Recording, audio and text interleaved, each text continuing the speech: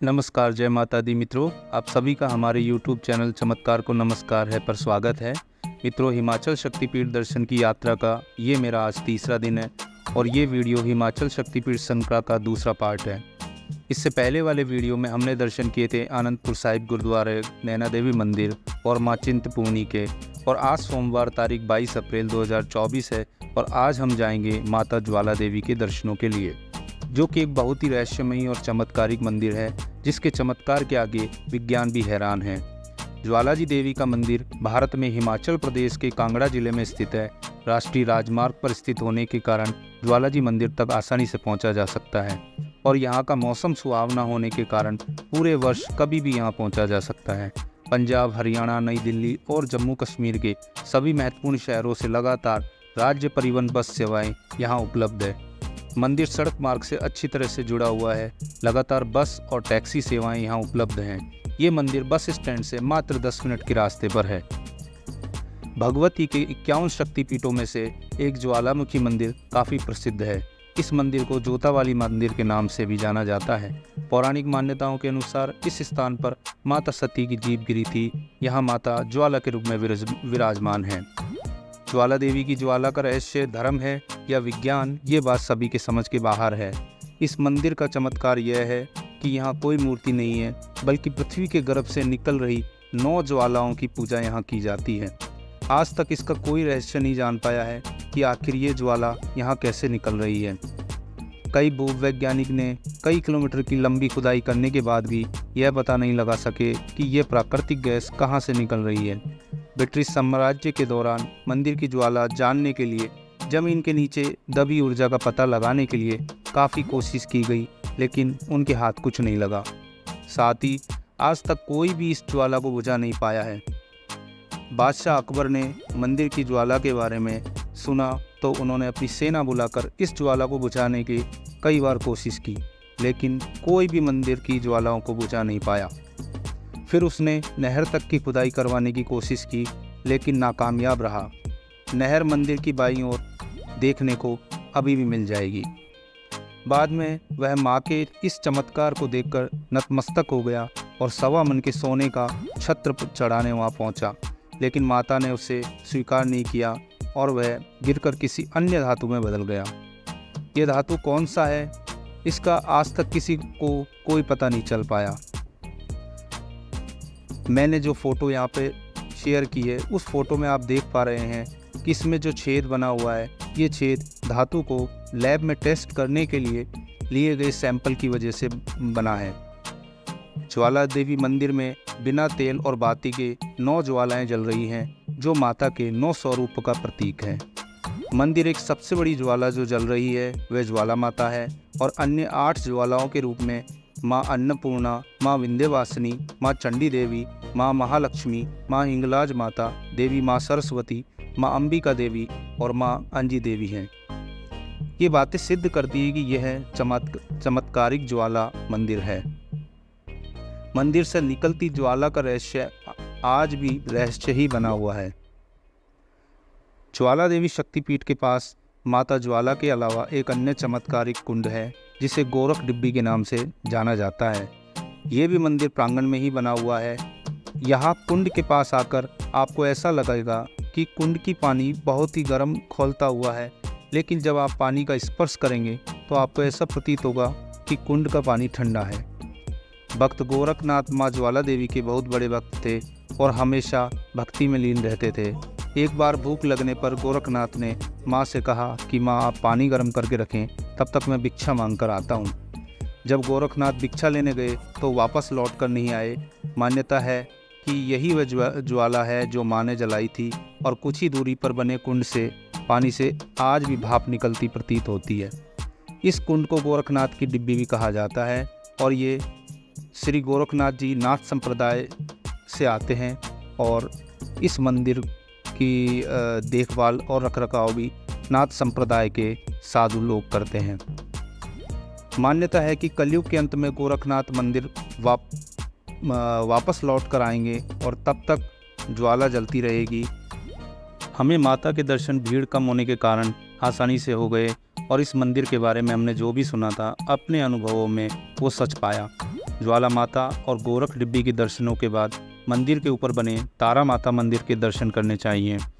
मित्रों, ज्वाला देवी में रुकने के लिए काफ़ी होटल्स और धर्मशालाएं हैं। हम भगवती होटल्स में रुके थे, जिसकी सारी डिटेल्स मैंने अपने पिछले वीडियो में डाली हैं, तो आप वो देख सकते हैं। ज्वाला देवी के सुबह दर्शन कर हमने हमारा प्लान का अगला पड़ाव यानी कि सिद्ध पीठ बगला माता के दर्शनों के लिए चलने का निश्चय किया। बगलामुखी माता का मंदिर ज्वाला देवी से लगभग 22 किलोमीटर दूर वनखंडी नामक स्थान पर है और कांगड़ा जाने के रास्ते के बीच में पड़ता है, जिसके लिए डायरेक्ट बस तो हमें नहीं मिली, मगर हमने ज्वालामुखी से ढेरा के लिए बस ली, जो कि मंदिर से मात्र 8 किलोमीटर पहले उतार देती है और वहाँ से हर 10 मिनट में आपको बस मिल जाएगी जो आपको बगलामुखी मंदिर ले जाएगी। तो आइए चलते हैं हमारी अगली यात्रा पर। माँ बगलामुखी का हिंदू पौराणिक कथाओं में 10 महाविद्याओं में 8वां स्थान है। माँ की उत्पत्ति ब्रह्मा की आराधना के बाद हुई थी। ऐसी मान्यता है कि सृष्टि के रचयिता ब्रह्मा का ग्रंथ एक राक्षस ने चुरा लिया था और वो पाताल में छिप गया। उसे वरदान प्राप्त था कि पानी में मानव और देवता उसे नहीं मार सकते। ऐसे में ब्रह्मा ने माँ भगवती का जाप किया। इससे बगलामुखी की उत्पत्ति हुई। माँ ने बगला का रूप धारण कर उस राक्षस का वध किया और ब्रह्मा को उनका ग्रंथ लौटाया। कांगड़ा जिले से लगभग 30 किलोमीटर दूर बगलामुखी मंदिर ज्वालाजी और चिंतपूर्णी देवी मंदिर दोनों के पास एक सिद्ध पीठ है। यह बगलामुखी मंदिर के नाम से प्रसिद्ध है, जो 10 महाविद्याओं में से एक है और ये देवी सभी बुराइयों का नाश करने वाली मानी जाती है। पीला रंग बगलामुखी देवी का सबसे प्रिय रंग है, इसलिए मंदिर को पीले रंग में रंगा गया है। यहाँ तक कि मंदिर में लगे पंखे, चढ़ने वाले प्रसाद और श्रद्धालु भी यहाँ पीले वस्त्र कपड़े पहनकर ही माता के दर्शनों के लिए आते हैं। यह मंदिर पांडवों ने अपने अज्ञातवास के दौरान माँ का मंदिर बनवाया था और पूजा अर्चना की। पहले रावण और उसके बाद लंका पर जीत के लिए श्री राम ने शत्रुनाशिनी माँ बगला की पूजा की और विजय पाई। माँ बगलामुखी को पीताम्बरी भी कहा जाता है। इसी कारण माँ के वस्त्र, प्रसाद, मौली और आसन से लेकर हर कुछ यहाँ पीला ही होता है। मान्यता है कि युद्ध हो या राजनीति या फिर कोर्ट कचहरी के विवाद, माँ के मंदिर में यज्ञ कर हर कोई मनवांछित फल पाता है। शत्रुनाशिनी देवी माँ बगलामुखी मंदिर में मुकदमों में फंसे लोग, पारिवारिक कलह और जमीनी विवाद को सुलझाने के लिए वाक सिद्धि, वाक विवाद में विजय, नवग्रह शांति, रिद्धि सिद्धि प्राप्ति और सर्व कष्टों के निवारण के लिए शत्रुनाश हवन करवाते हैं। इनकी उपासना से शत्रुओं का नाश होता है तथा भक्त का जीवन हर प्रकार की बाधा से मुक्त हो जाता है। बगलामुखी माता के दर्शन करने से लोगों की हर मनोकामना भी पूरी होती है। शत्रु को परास्त करने के लिए किए जाने वाले इन यज्ञों में लाल मिर्च की आहुति दी जाती है। बगलामुखी दर्शनों में ज़्यादा भीड़ नहीं होने के कारण हमें ज़्यादा समय नहीं लगा और दर्शन कर हम निकले अपने अगले पड़ाव नगरकोट माता ब्रजेश्वरी देवी शक्तिपीठ दर्शनों के लिए। ब्रजेश्वरी माता मंदिर, जिसे कांगड़ा देवी मंदिर के नाम से भी जाना जाता है, एक हिंदू मंदिर है जो भारत के हिमाचल प्रदेश में शहर कांगड़ा में स्थित दुर्गा का एक रूप ब्रजेश्वरी देवी को समर्पित है। माता ब्रजेश्वरी देवी मंदिर को नगरकोट की देवी व कांगड़ा देवी के नाम से भी जाना जाता है और इसलिए इस मंदिर को नगरकोट धाम भी कहा जाता है। कहा जाता है कि मूल मंदिर महाभारत के समय पौराणिक पांडवों द्वारा बनाया गया था और किंवदंती कहती है कि एक दिन पांडवों ने देवी दुर्गा को अपने सपने में देखा था, जिसमें उन्होंने बताया कि वह नगरकोट गांव में स्थित है और यदि वे खुद को सुरक्षित रखना चाहते हैं तो उन्हें उस क्षेत्र में उनके लिए मंदिर बनाना चाहिए, अन्यथा वे नष्ट हो जाएंगे। उसी रात उन्होंने नगरकोट गांव में माता के लिए एक शानदार मंदिर बनवाया। सन 1905 में मंदिर को एक शक्तिशाली भूकंप से ने नष्ट कर दिया था और बाद में सरकार द्वारा इसका पुनर्निर्माण किया गया था। यहाँ माता भगवान शिव के रूप में भैरवनाथ के साथ विराजमान है। पौराणिक मान्यताओं के अनुसार यहाँ माता सती का दाहिना वक्ष गिरा था। ब्रजेश्वरी मंदिर में माता पिंडी रूप में विराजमान है। यहाँ माता का प्रसाद 3 भागों में विभाजित करके चढ़ाया जाता है। पहला प्रसाद महासरस्वती, दूसरा महालक्ष्मी और तीसरा महाकाली को चढ़ाकर भक्तों में बांटा जाता है। मंदिर के गर्भगृह में 3 पिंडी हैं। पहली माँ ब्रजेश्वरी, दूसरी माँ भद्रकाली और तीसरी सबसे छोटी पिंडी एकादशी की है। धार्मिक मान्यताओं के अनुसार एकादशी के दिन चावल का प्रयोग नहीं किया जाता, लेकिन इस शक्तिपीठ में माँ एकादशी स्वयं मौजूद है, इसलिए उनको प्रसाद के रूप में चावल ही चढ़ाया जाता है। मित्रों, ऐसा एक मंदिर में और भी होता है, वो है पुरी के जगन्नाथ मंदिर। वहाँ पे भी एकादशी माता का मंदिर है और पुरी में चावल का प्रयोग एकादशी के दिन भी किया जाता है।